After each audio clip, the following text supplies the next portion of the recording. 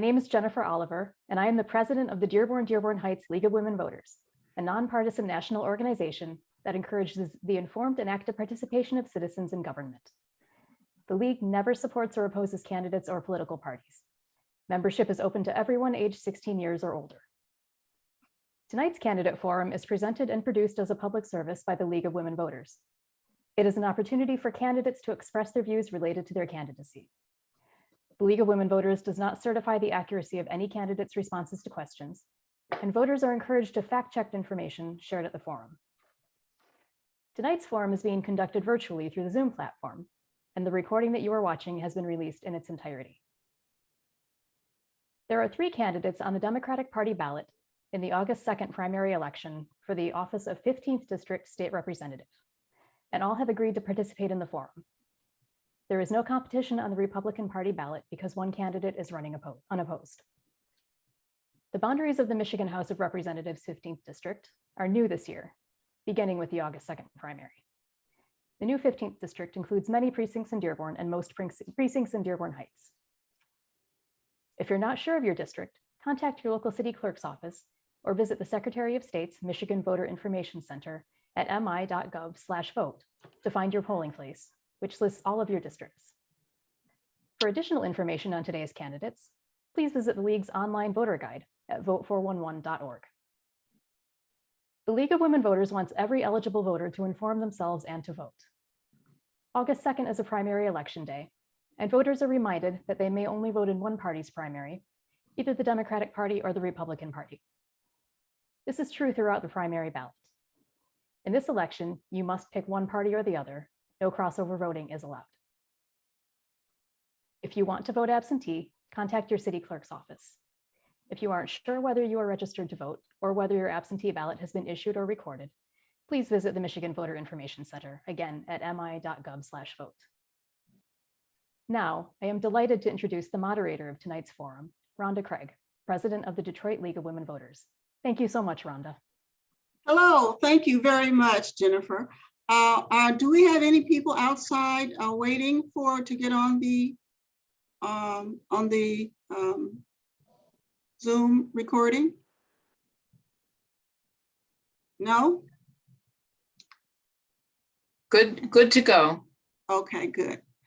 Hello, today is Monday, June 27th, and we're recording this program in its entirety via the Zoom platform. As always, the League of Women Voters is not responsible for the views expressed by the candidates. The candidates have agreed to the following procedure. The first candidate to speak has been determined randomly.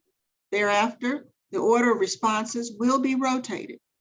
Each candidate will have 2 minutes to make an opening statement and 1 minute to answer each question.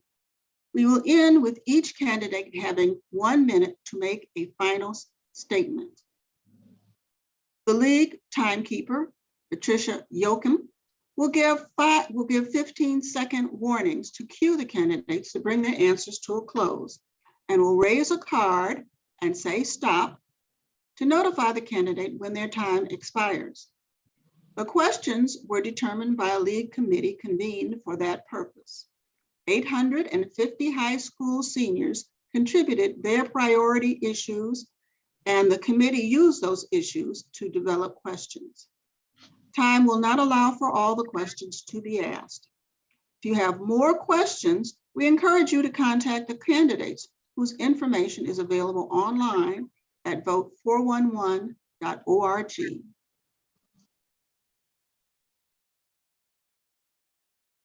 The August 2nd Democratic primary election for the office of 15th District State Representative will determine which candidate will run against the Republican candidate on November 8th.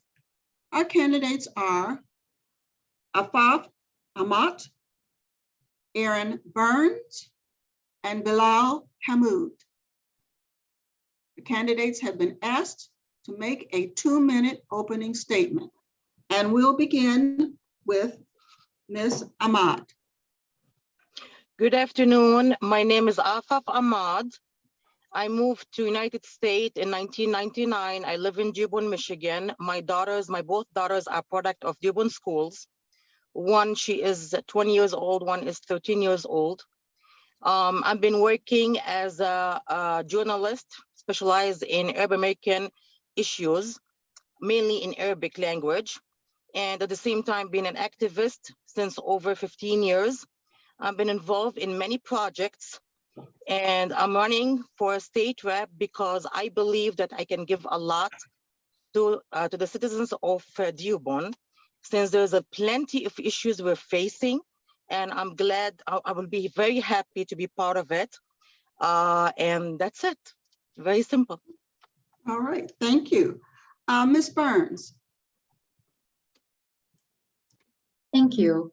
Good evening, everyone. My name is Erin Burns, and I'm a candidate for state representative for the 15th House District. I want to start by thanking the League of Women Voters for hosting us tonight, for my fellow candidates for being here, and thank you to everyone who's watching. I grew up in a union household in Dearborn, where I saw the value of hard work every single day from my parents. I've carried that with me throughout my years as a middle school teacher and now as an educator at the University of Michigan. I'm a dedicated public servant, and I currently serve as president pro tem of the Dearborn City Council, where I focused on environmental justice, voting rights, and delivering high quality services, among many other things. The 15th House District is comprised of the majority of the west end of Dearborn and the majority of Dearborn Heights. And as I always say, while we are two cities, we really are one community. We share so many of the same hopes and dreams, relationships, connections, and challenges as well. As your state rep, I will be focused on delivering funding to expand the Ecorse Creek in Dearborn Heights and clear log jams from the Rouge River to mitigate the flooding that we've seen brought on by climate change. I'll also advocate for funding for our students and teachers so they have the hands-on resources that they need to ensure academic and social success. I will also fight like hell to protect a woman's right to choose in the state of Michigan. It has never been more critical that we elect strong pro-choice candidates to the state legislature, and I am that candidate. You can count on me to work incredibly hard on your behalf, to never back down from a fight, and to address the issues that matter most to you. So thank you again to the League, to everyone for watching tonight, and I look forward to the conversation this evening. Thank you. Mr. Hammoud. Hello, everyone. I want to start off by thanking you all and the League for setting this up, and the fellow candidates who are joining us here today.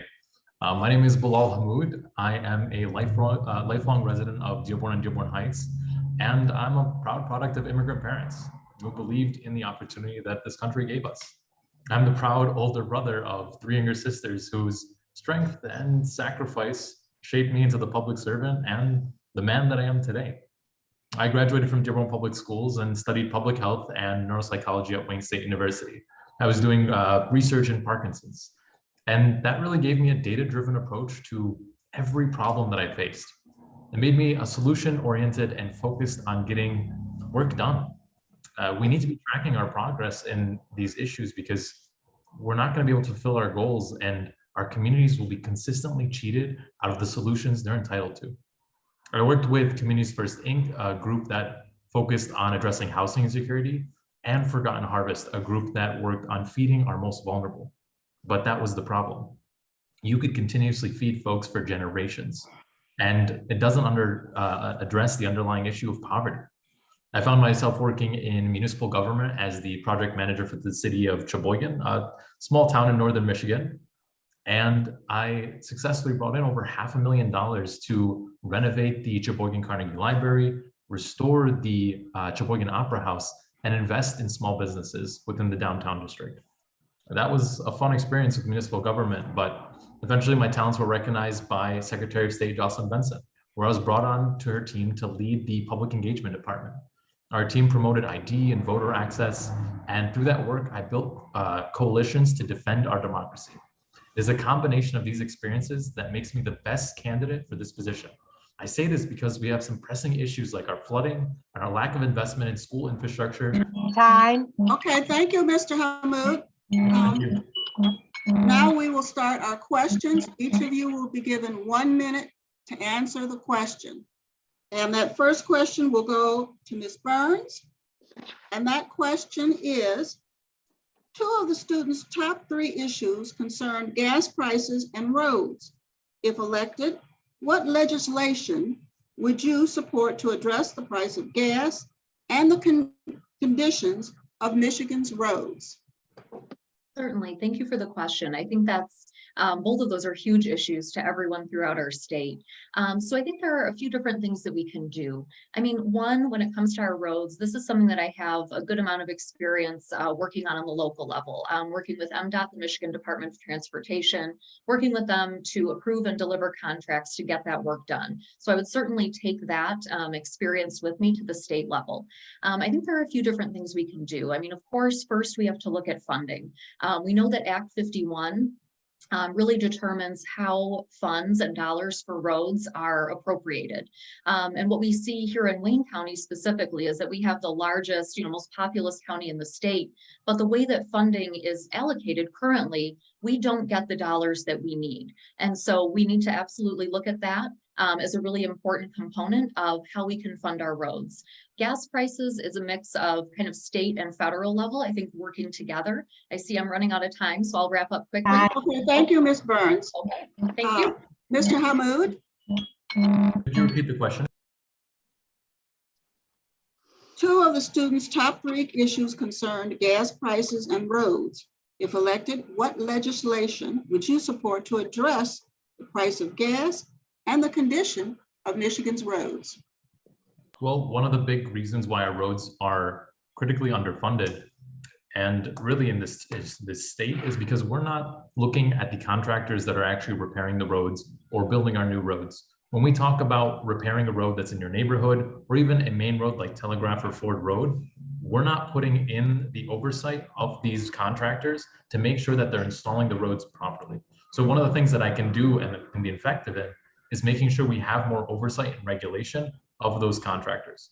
Additionally, when it comes to gas prices, like my fellow candidate said, this is a federal and a local issue. We're gonna have to be working together to reduce the impact that this is having on working families. When we talk about just the basic ability to be comfortable and really the idea of a minimum wage, if it costs more to drive to your job than you're making, you're not gonna be able to find success and really sustain yourself.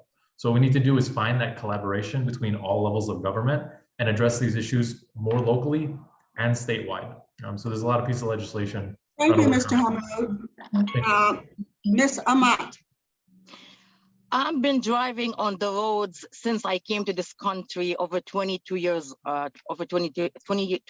ago. Virginia, I believe either Virginia or West Virginia, you pay 3 tolls. They jump from $2, I believe, to $6. We have big trucks, they cross the borders and they ruining our streets. Why don't we have a tolls for these?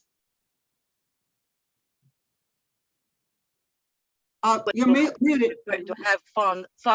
I said we need to have tolls for these trucks to pay as other states, where it will help with the funds to fix the roads. In terms of gas, we need to have the president to put a pressure to other countries to have more production of gas in order to reduce it down or increase the minimum wage in our state in order to people to afford paying for gas. Thank you. Thank you. Okay, the next question will first go to Mr. Hammoud. And that question is, the number 2 issue on the minds of hundreds of high school seniors we visited was abortion. What is your position on the issue of reproductive rights in Michigan? Yeah, abortion bans are a public health crisis.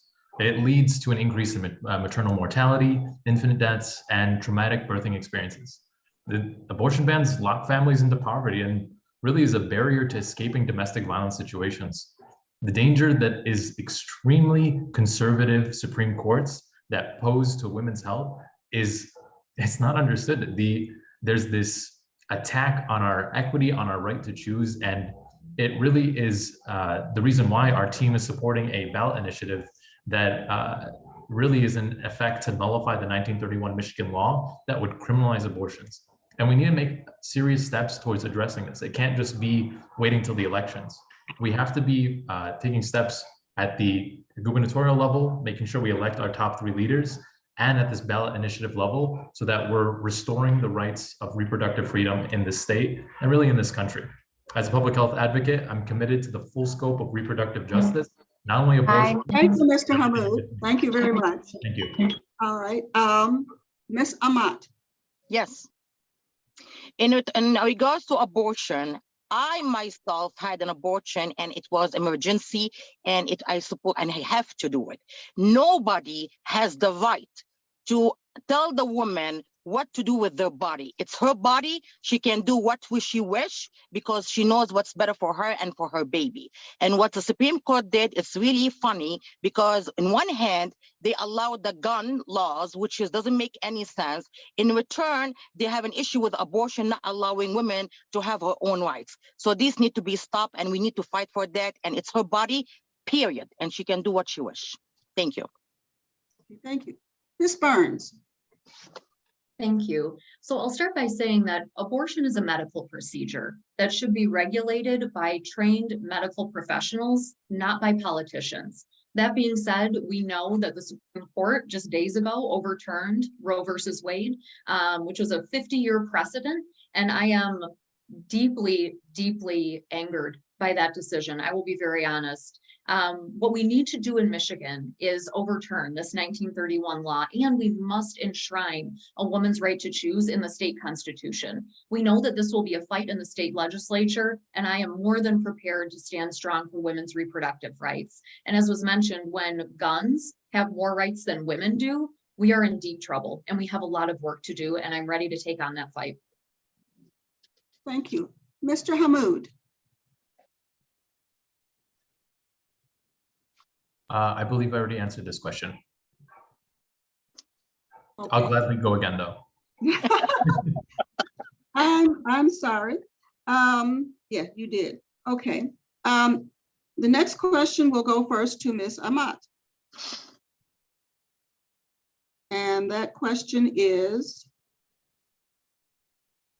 the number 4 issue for students was racism. Do you believe that Michigan has systemic racism issues? And if so, what would you do to address these issues? It's everywhere. It's not only in Michigan. And we had to, and it's like a house. When you build a house, the foundation has to be strong. So these issues start from the way how we raise our children. So we have to go and address these issues with the parents, to the schools, to the organizations, to the government, to our public officials. They need to make some awareness. They need to advocate about this in order to get rid of this major issue we have. It's there. It's badly in schools, especially. It's bad everywhere, and we need to fight it. Okay, thank you. Ms. Burns. Thank you. This is a critically important question, and I think the answer is absolutely yes. Michigan, this country, and the world by extension, has critical issues around systemic racism. Systemic racism is real, and we know that. I think education is critical. We need to teach children about systemic racism, how it began, how it continues to thrive in our society, which is the opposite of what we want to be seeing. We need to talk to kids about social identities. And for folks like me who are white, we need to talk about white privilege and white supremacy, because that is an endemic. And we know that. So I think that's really critical. I think acknowledging it is the first step, looking at the systems that uphold systemic racism, and then working together in regards to kind of social movements and policy to tear those systems down so that we can build new systems that are inclusive and really take bold action on behalf of every member of our community. Thank you. Mr. Hammoud. Yeah, this is one of the most diverse districts in the state. And when we talk about systemic racism, it very much exists here in Michigan. I used to work with a lot of marginalized groups across the state. And we know that, yes, education is at the core of this, but it also comes down to giving a voice to these communities, making sure that they're getting access to the ballot box, right? If we are promoting our democracy and is as accessible as possible, we can restore the voting rights and promote the voting rights of those who are facing these issues. And so when we talk about getting the power in the hands of people who are experiencing racism, we know that Dearborn and Dearborn Heights has a history with it. And we need to be honest and accept that fact so we can be moving forward. So whether it is through education or through democracy and electing those officials that are going to represent us, we have to work collectively to address this because it is a long-standing issue here in Michigan and in this country. Thank you. Thank you. Okay, the next question will be first given to Ms. Burns. Ms. Burns, and that question is, to ensure that students learn about traditionally marginalized groups in the United States, what is your stance on the history of discrimination and civil rights being taught in the educational curriculum? In other words, culturally inclusive history curriculum. Thank you. This is a wonderful question.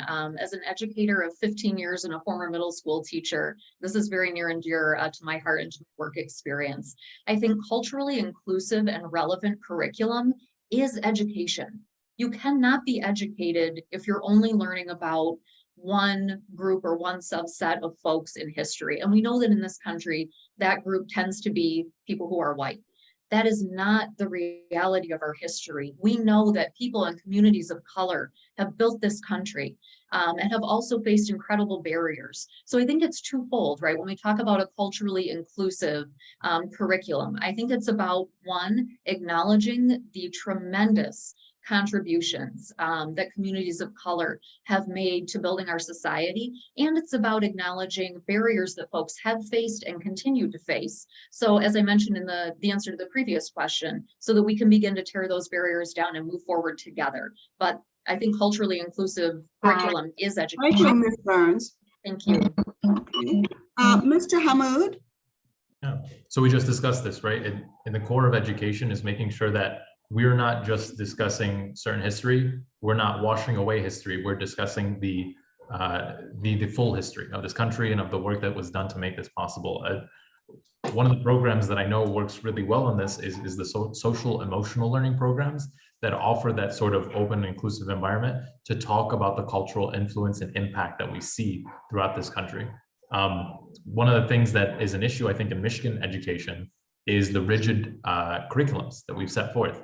Those prevent us from having those more creative approaches to learning and actually including these subjects in our curriculums. And so if we're going to be expanding the topic of discussion to actually talk about the history of this nation and really the backs of those who made that possible and really just give these students an opportunity to learn, we need to be investing in more flexible curriculums.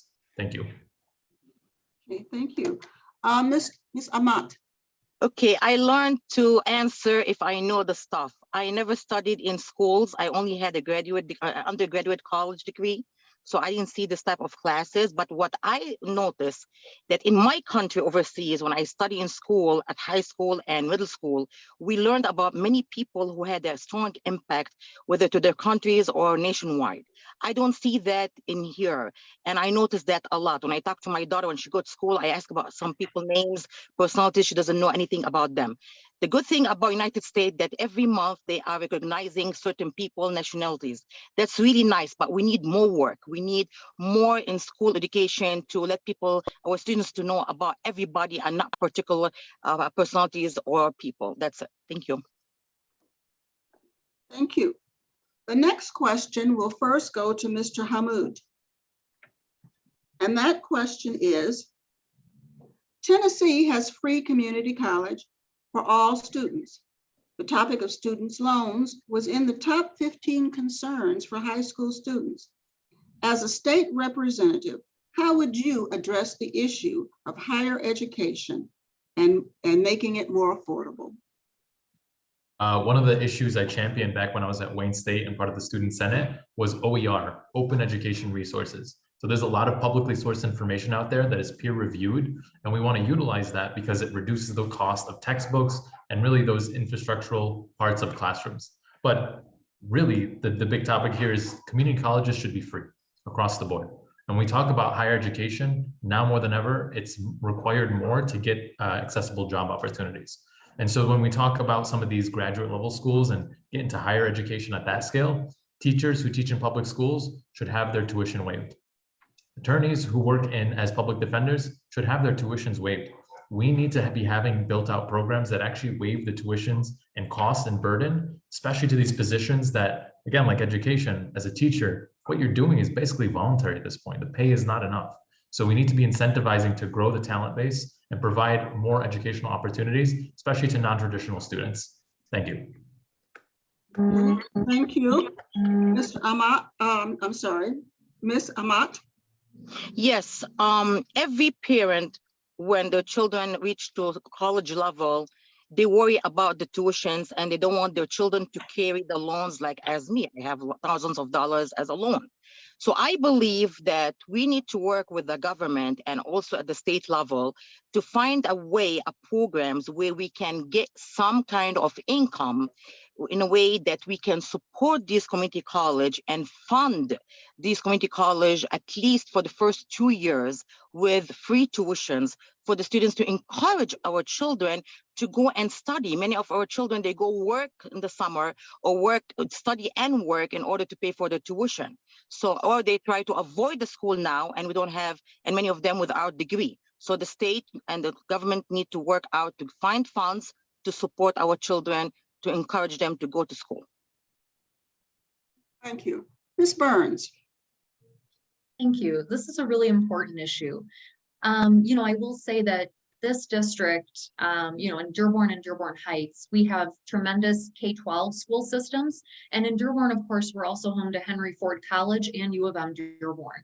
I will say this is an issue where I think the state and federal government need to work together to find long-term solutions to make college affordable and ideally free.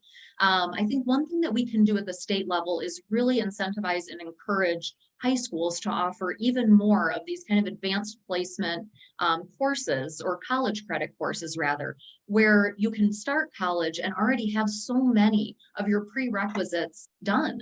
And you didn't even have to pay for it because you were able to take courses that were a college level equivalent while you were in high school. So I think that's incredibly important. And the last thing I'll say is that, education doesn't exist within the four walls of a school building. So we also have to work on transportation. If you can't get to a college, it doesn't matter whether it's free or not. You have to be able to get there. And so I think that's something to think about too. Thank you. The next question will first go to Ms. Amat. Yes. And that question is, issue number 8 for the students was healthcare. And they also listed rehabilitation insurance, and drugs. What role does the state government play in healthcare? And how do you propose or support any changes? When people stayed at home with their kids, the mental issues became a crisis. And there was not enough funds or even enough doctors. The problem is the doctors. We cannot even have an appointment for them to talk to a student or to even an adult. We need to fund programs to encourage our students to go and seek these degrees in order to have enough doctors to talk to our children. And schools has to have programs also, and the government has to have also funds for that, because our children are committing suicide, are going after drugs, and nobody is listening to them. The school system failed our children. Nobody is listening to them. Parents are not listening. So we need to find a way to grab the children and let them speak up and seek for help. Because some cultures think that if my child seeks help, that means he's crazy, something wrong with him. That's a shame. It's not a shame to ask for help. So this is very important. We have to highlight that. Thank you, Ms. Amat. Ms. Burns? Thank you. So another really important question. I think the state plays a really key role in healthcare. And I'll start by saying that, there have been conversations in the state of Michigan around the state legislature enacting a single payer system for folks in Michigan. That is absolutely a possibility. Of course, it would take a tremendous amount of work and you have to have the right amount of support, but that is a possibility when we're dreaming big and thinking about the most straightforward, accessible way for Michiganders to access healthcare. So I think that's really important. We also have to look at public health and healthcare, and I would say in terms of kind of wraparound services, right? It's about mental health programs in our schools for people of all ages, whether you're in school or not. And public health is not only about being able to go to a doctor and get affordable prescription medication when you need it, which is certainly important. It's also about air quality, clean water, green spaces in neighborhood. I spoke to a public health expert today who said that public health is really about joy. It's about social connection. It's about your community. So I think that's important as well. Thank you, Ms. Burns. Thank you. Mr. Hammoud. Yeah, this is a massive issue that impacts our state. Our healthcare system's broken. And whether it's not having any really proactive systems to protect those who are suffering from mental health issues, or the broken auto insurance industry, which now has stripped so many people of their healthcare when involved in an auto accident. I mean, right now, my father is currently in the hospital as is being recorded because of an issue that he's facing as a repercussion from being denied service for a year. So when we talk about accessible healthcare and actually getting those services that you should be entitled to, Michigan's long overdue for a single payer system that actually promotes and protects those and gives healthcare access to everybody. It's why if there's one issue I can die on and work towards no matter what position I'm in, it's making sure that everybody, no matter where you come from, has access to healthcare, because for too long, we're reactionary, and for too long, we're denying healthcare to those who need it most. Thank you. Thank you, Mr. Hammoud. Our next question will first go to Ms. Burns. And that question is, guns were the ninth issue for students, most important issue. Does Michigan have a gun violence problem? If so, what measures would you support to alleviate these problems? If not, why do you believe that? And this is a combination question. Would you accept donations from gun lobbying groups? Ms. Burns. Thank you for the question. I'll start by saying absolutely not. I would never in a million years accept any contribution from a gun lobbying organization. So 100% full stop no on that.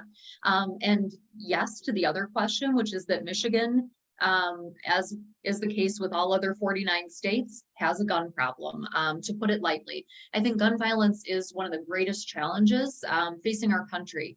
And so I think there are things that we can do at the state level, like enacting red flag laws and background checks, which the vast majority of Americans support. We also need to really make sure that we have laws in place for private and or online sales. There are loopholes where those elements are concerned in federal law, and we have to act and make sure that we are doing everything we can to protect people on the state level. We can also look at incentivizing safe gun storage for folks who do have a licensed firearm in the home. I think that's really critical as well. Thank you very much, Ms. Burns. Thank you. Mr. Hammoud. Yeah, so to the first part, absolutely not. I would never accept any dollars from gun lobbyists. And yes, Michigan does have a huge problem. Unfortunately, we've made children's safety and the safeties of our community a partisan issue. So when we talk about bills that we need to enact for better gun storage laws, for better background checks, for these protections that should exist, honestly, laws that existed 20, 30 years ago that have been slowly stripped away over the last 30 years by groups like the NRA, we are not going to get the sweeping legislation that we need until we get the majority in the House and in the Senate. There's a bill in the Senate now that is bouncing back and forth and is doomed to die in committee that would solve a lot of these problems, but we'll never even see it vote. So when we talk about actually getting these issues addressed, we need to take the same approach that was done to strip them away and slowly build back those gun laws that protect our communities. So if Florida can pass red flag legislation, so can we. 80% of Americans agree with it, so Michigan needs to take that. Thank you. Thank you, Mr. Hammoud. Ms. Amat.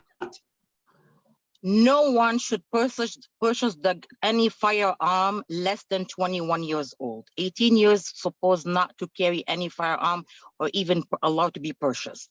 Number two, when we run a background check, criminal background check, we're supposed to run also a mental background check to make sure people who have those guns, they know how they are mentally stable. Because we don't want a crazy person hold this big machines, guns, and start shooting people. Also, these big rifles, which have multiple rounds, supposed not to be sold also to a normal people, ordinary person. It's supposed to go for a certain group of people. So we need to change the law. There's a lot of mess in there. And of course, I will not accept any donations from them. Thank you. Thank you. Our next question will first go to Mr. Hammoud. And that question is, climate change was issue number 11 out of 50 issues for the students. What are some of the next steps that Michigan needs to take to address climate change? Yeah, I'm surprised this wasn't even higher on the list for the students because they're the ones that are going to have to be experiencing this. Michigan is one of the worst states when it comes to protecting our climate, protecting our lakes, and keeping us the pure Michigan we claim to be. I used to work with the Michigan League of Conservation Voters, and alongside them, we were pushing for cleaner water, cleaner air, actual systems in place that would hold these corporations that pollute our water accessible. Our lakes and our groundwater is rampant with PFAS. And honestly, our piping infrastructure is rampant with lead. We're not taking any proactive measures to prevent this from getting into our systems. When we talk about lead in Dearborn Heights water, it exists, and we're not testing regularly enough or aggressively enough to get it out. When it comes to PFAS, we're not holding governments or corporations accountable to remove it, even though they've been leaking it into our systems for generations. So we need to take a legislative approach that puts some teeth behind aggressive oversight and regulation to remove this stuff from our environment and protect it for future generations. Thank you, Mr. Hammoud. The next question will first go to Mr. Hammoud. And that question is? Rhonda, not to interrupt you, I just answered that question first. I think I'm sorry. the other Yeah, candidates. I didn't, okay. We'll next go to Ms. Amat.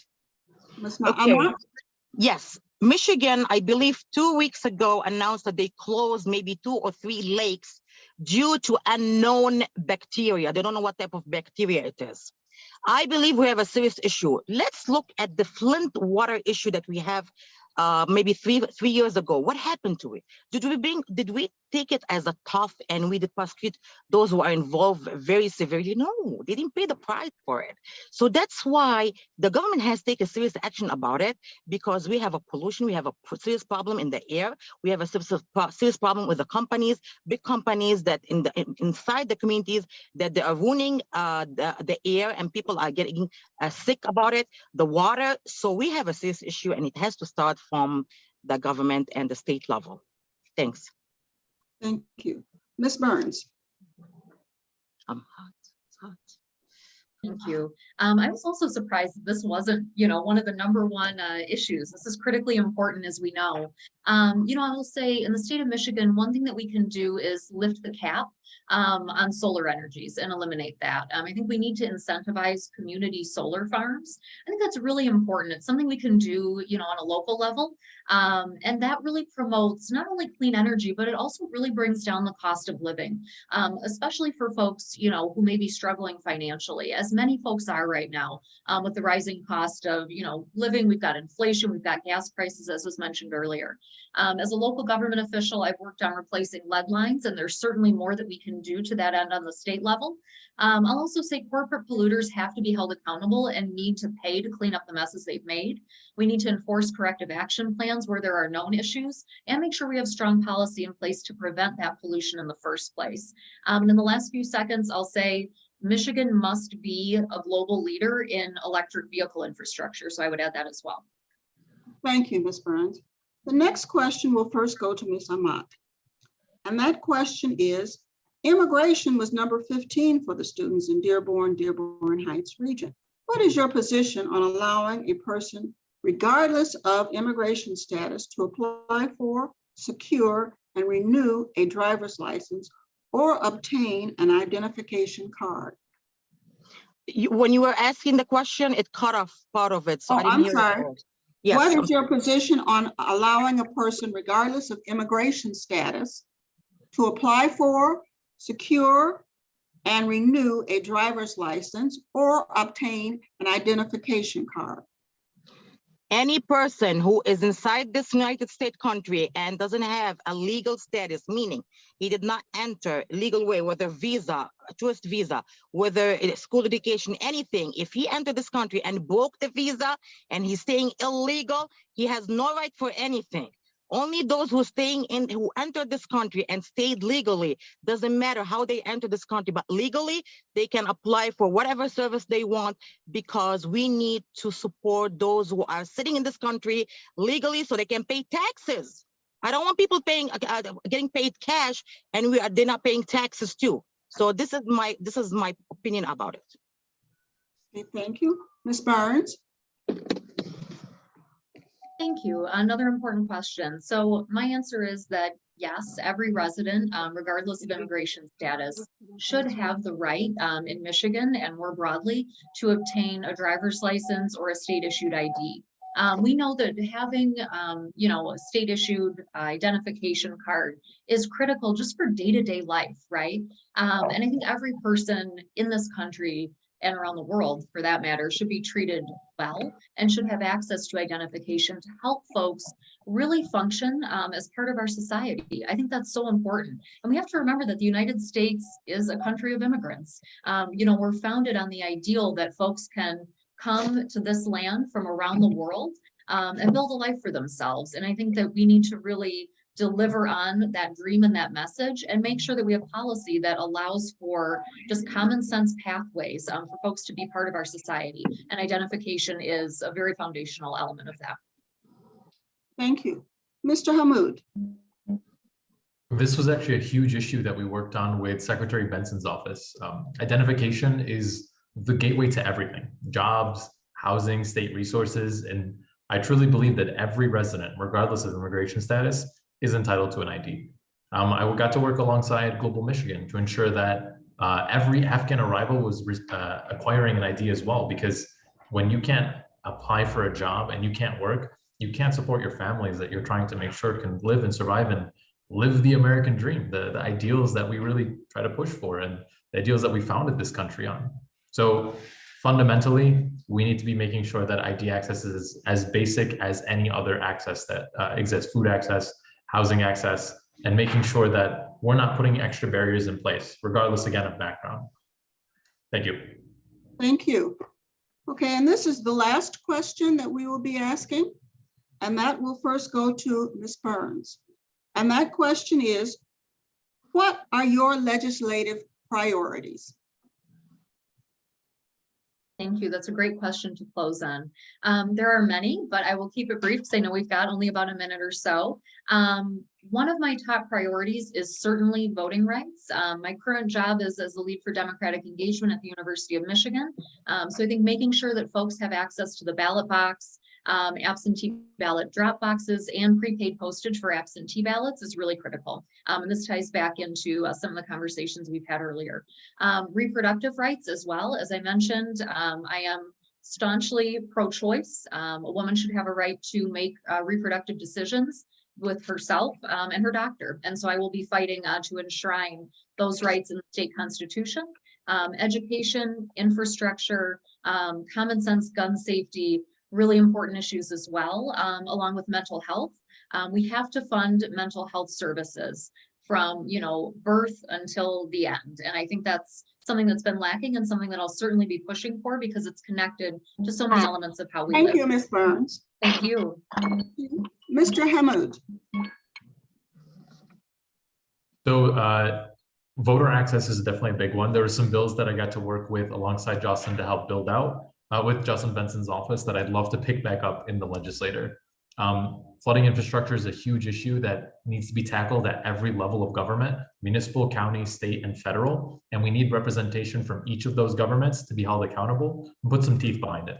Thousands of homes in our district are impacted every year, including issues like lead. But again, that lead water initiative is a policy we fully have written out that I'd like to implement in legislation that more frequently tests for lead, more aggressively tests for lead, and has a plan set forth and teeth behind replacing that infrastructure.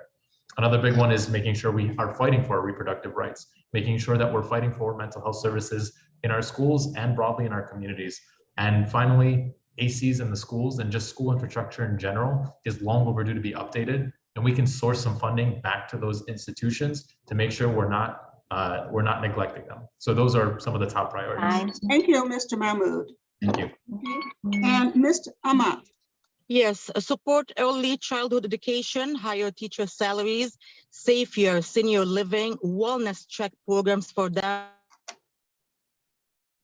Oh, just a minute. You're on mute. You're on Also mute. take care of the background check and health check also for those who want to obtain a firearm, establish disaster relief centers to help people with any disaster, natural disaster we hit by in the state. Also get funds for the Echoes Creek and Wood River, and of course, public safety, and fund the police and firefighters and take care of our special needs students. Thank you.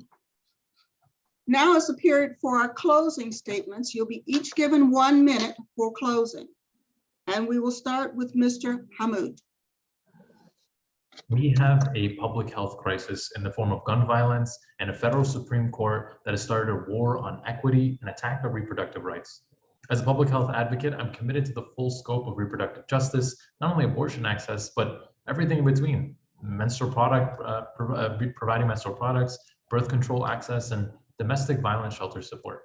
I plan to fight for these issues, the issues of flooding, the issues of not investing in our education infrastructure at every level of government that I can. I can say I can do this confidently because our team has been endorsed by a majority of local elected officials and our congresswoman. I want to make sure we're solving the issues of our community that have been long overlooked. Complicit government is not the way that we can move forth.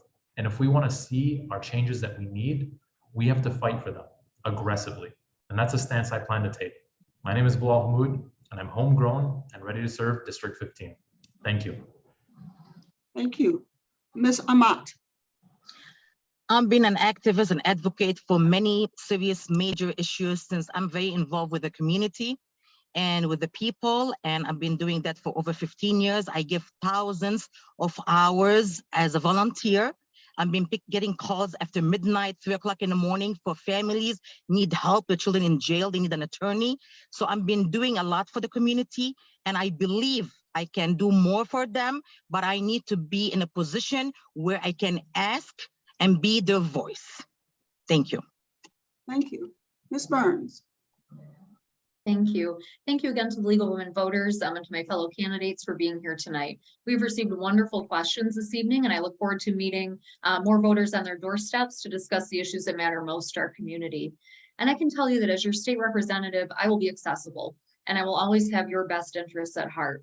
As a longtime educator, I have always been and will always be committed to community empowerment and to our working families. That's something that is really near and dear to my heart. I have a proven track record of getting results on issues surrounding public health, voting rights, social justice, and more. I will advocate on behalf of every single person in the 15th House District and in the state of Michigan more broadly, and you will always know where I stand on the issues that matter most to our community. Again, I want to say thank you to the League. Thank you to everyone who's watching. My name is Erin Burns, and I'm asking for your vote on August 2nd. Thank you so much. Thank you, candidates. Thank you very much. On behalf of the League of Voters of Dearborn, Dearborn Heights, and the communities we serve, we want to thank the candidates for participating in this forum. We appreciate the commitment it takes to run for office, and we would like to thank you for seeking to serve. Voters, please remember to vote. The polls will be open on Tuesday, August 2nd from 7 a.m. to 8 p.m. Absentee ballots are available from the city clerk's office for any reason. In-person voting in the clerk's office has already begun. It is possible to visit the clerk's office during office hours to request an absentee ballot, vote it in the office, and turn it in, all in one visit. For more information, visit vote411.org and ma.gov/vote. The forum has now ended. Thank you very, very much.